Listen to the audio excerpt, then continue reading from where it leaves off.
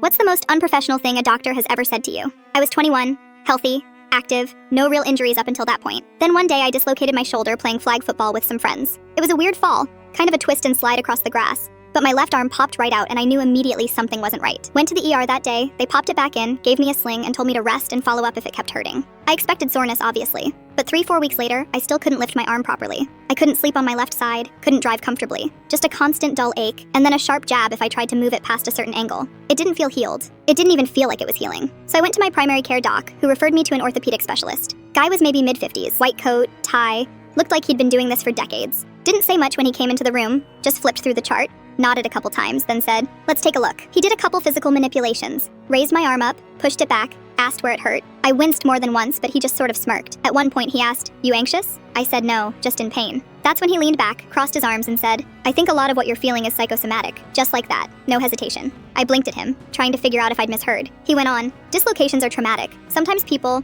especially young adults, hold on to the idea that something is still wrong even after the joint is repaired." I said, "But I can't lift my arm above my shoulder." He shrugged. Range of motion can be affected by fear of pain.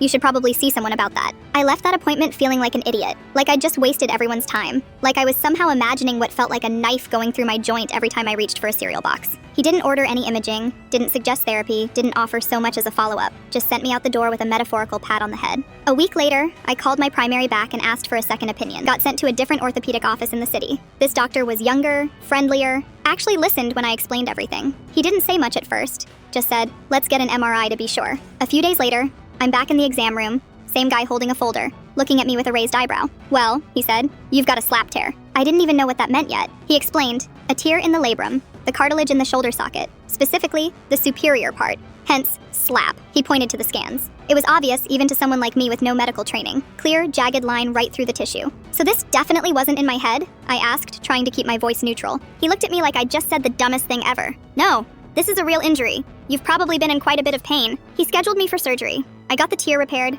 did a few months of physical therapy, and slowly started to get my full range of motion back. It took time, but I healed. Never went back to the first guy.